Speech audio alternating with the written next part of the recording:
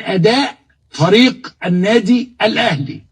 نص لعيبه الاهلي عايزه تتغير، انما هتقعد تقول لي ايه سيد عبد الحفيظ اصله لو كان موجود المدرب ده لو غيرناه اصل احنا ناقصنا. تخيل لغايه دلوقتي بيلوموا محمود الخطيب ان هو ما جابش مهاجم.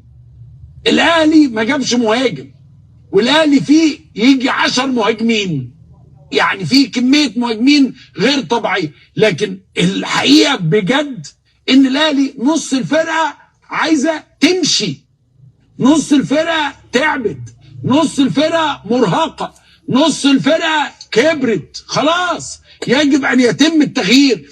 انما هتجيب طب ما هو مش كولر ده اللي كان ده الخواجه شايف حاجه تانية، ده كولر ده كسبان 20 ماتش ورا بعض، ده كولر ده اللي عرف يشغل حسين الشحات، ده كولر ده اللي عرف يغير محمد هاني. دلوقتي عايزين يمشوا حسين الشحات، وعايزين يمشوا محمد هاني، وعايزين يخلصوا من الجون بتاعهم الشناوي، وعايز الفرقه فيها مشكله، الفرقه عايزه تتغير، الفرقه ليست قويه، واعترفوا انه الفرقه ليست قويه. في مشكله في الاهلي، نص الفرقه لازم تمشي. الاهلي بيكسب ويتفوق لانه بقيه الفرق اضعف منه، مش عشان الاهلي قوي.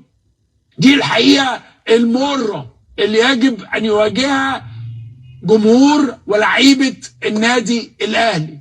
لا سيد عبد الحفيظ. بص يعني دلوقتي ده كان كلام عمرو اديب امبارح، تمام؟ يعني دي الحاجه الاولى اللي بس عايز اخش فيها. الحاجه الثانيه، دلوقتي بيراميدز اتعادل مع نادي صن داونز، خلاص تمام؟ يعني ما حدش عنده مشكله ان هو النادي بيراميدز يتعادل او ما يتعادلش، دي حاجه ترجع للنادي بيراميدز، تمام؟ المهم النادي الاهلاويه مش هيفرق معاهم بيراميدز يتعادل يخسر، انا ما يفرقش معايا بيراميدز اصلا، ولا هو اصلا كان بيمثل مثلا بالنسبه لي كان نادي يعني في الوجود. بس اللي استغربته النهارده بعد ما بيراميدز اتعادل، جه موقع يلا كوره، موقع كبير على اظن موقع يلا كوره، موقع يعني كل الناس بتتابعه، مش موقع قليل ولا مثلا واحد موقع عشوائي يعني. بعد ما تعادل بيراميدز مع صن داونز، نزل بوست كبير على تويتر وعلى صفحته، ده موجود، يقول لك بيراميدز يفك عقده الاهلي، تمام؟ بيراميدز يعني خلاص ايه هو اللي هيفك عقده الاهلي من ناحيه يعني ايه اللي دخل الاهلي برضه؟ ما هو المشكله ادي مثلا ان موقع زي ده، ما ده موقع يتكلم مثلا على النادي الاهلي ويقول لك بيراميدز فك عقده النادي الاهلي او جاب حق النادي الاهلي، هيجيبوا فيه بيراميدز مثلا في عقده النادي الاهلي او يجيب حق في النادي الاهلي، تمام؟ عشان انا قلت يمكن في اللايف اللي فات او قلته اكتر من مره ان النادي الاهلي بيتحارب من اول رجع من السعوديه بعد خساره الكاس السوبر الافريقي، تمام؟ الهجوم على لعيبه النادي الاهلي هو هجوم مش طبيعي، خلاص. عمرو اديب امبارح بيقول لك الاهلاويه عاملين مناحه. مين اللي عامل مناحه اصلا على القنوات كلها؟ هم الاعلاميين اصلا. مين اللي عامل مناحه وهيحاول ان هو مثلا بيهد في استقرار النادي الاهلي؟ هم الزملكاويه، الاعلاميين اللي اصلا المحسوبين على نادي الزمالك، او الاعلاميين اللي عاملين نفسهم زملكاويه او اللي عاملين نفسهم حتى اهلاويه. يعني مثلا مهيب عبد الهادي، مثلا عندك هاني حتحوت، عندك ابراهيم فايق.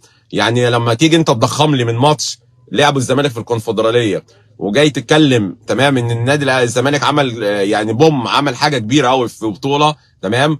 الزمالك يكسب او ما يكسبش دي حاجه عاديه، لكن كماتش مثلا عادي امبارح وواحد يستفزني مثلا زي عبد الناصر زيدان ينزل لي بوست صوره زيزو يقول لك بالراحه على احسن لاعب في مصر، مثلا هو لاعب بيلعب امبارح في المباراه، يعني طب انت عايزني كراجل يعني اقول لك ايه يعني؟ لكن الاهلي عمرو اديب يقول لك عامل مناحه. انت راجل خلاص خدت الجنسيه السعوديه، عايز ترضي مثلا تركي آل الشيخ، عاجبك تركي آل الشيخ مثلا وترضيهم مثلا، تمام؟ عشان تبقى يبقوا الناس مبسوطه عنك، تمام؟ ايه اللي دخل الاهلاويه في موضوعك انت امبارح في البتاع ده؟ المناحه اللي كانت بتتعمل انت اللي كنت بتعملها مش الاهلاويه. المناحه افتكر ساعه ماتش القضيه، ممكن يوم انت قاعد في البرنامج لايف كنت عامل ازاي المناحه. افتكر ماتشات الاهلي والزمالك اللي كنت على طول طالع وموجوده عندك على القناه بتاعتك على صفحه اليوتيوب بتاعت عمرو اديب. افتكر المناحه اللي انت بتعملها كل يوم، ولا انت بتنساها مثلا كمثال يعني تقول الاهلاويه عاملين مناحه؟ انت اللي يخصك اصلا هو مين اشتكى لك من الاهلاويه؟ او في مثلا هاشتاج مثلا الاهلي بيشتم محمود الخطيب؟ عمره مثلا شفت هاشتاج مثلا فين كولر؟ مين اللي عامل مناحه؟ الاعلام هو اللي عامل مناحه على النادي الاهلي. يعني الفرق اللي بيقابلها ما بتطلع. شباب بولزداد الزمالك عمل معاه ايه السنه اللي فاتت؟ لو انت بتتكلم على النادي الاهلي مثلا فرقه ضعيفه كان بيقابلها، ما هي فرقه ضعيفه. شباب بلوزداد عمل ايه قبل كده مع الزمالك؟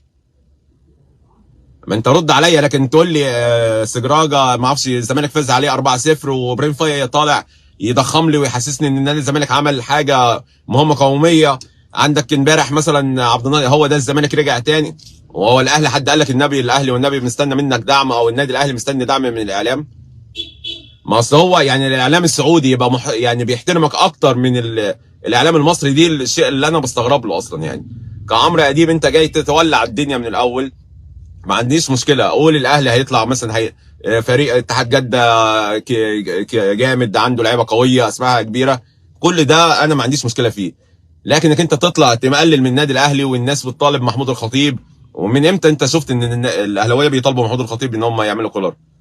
هم عشان الاهلاويه اصلا تمام متعودين على الفوز والمكسب وروح البطوله، لكن انت عندك انت متعود على الخساره، او انك انت متعود عادي انك انت تخسر، او انك انت ما تاخدش بطولات.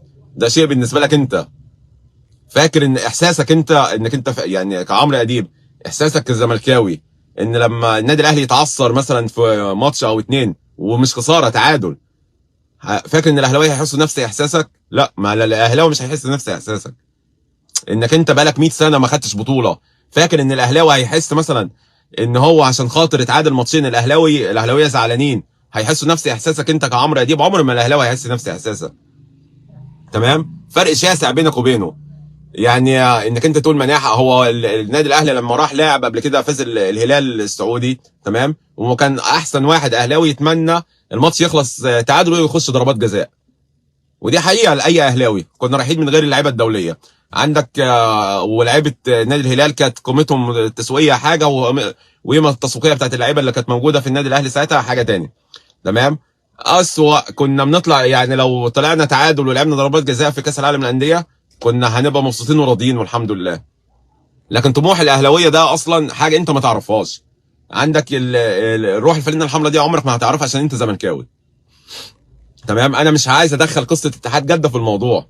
انت راجل خلاص دلوقتي بتكلمني على اساس انك انت راجل سعودي، ولا بتكلمني على اساس انك انت راجل مصري؟ انا ما اعرفش. انت راجل اعلنت انك انت راجل جنسيتك سعودي فوق دماغي.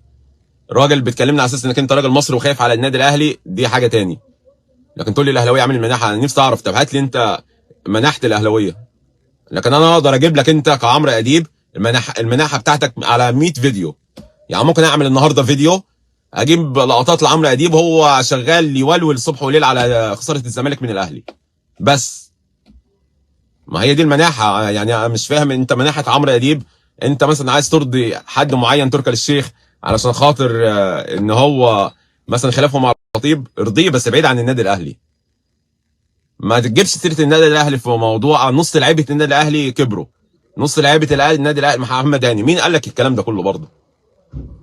يعني قصه اللعيبه اللي من 5 شهور دي كلها هم اللي جابوا لموا كل البطولات وكسبوا كل البطولات، جاي تقول لي الاهلي عايز يمشيهم ويعمل عليهم مناحه؟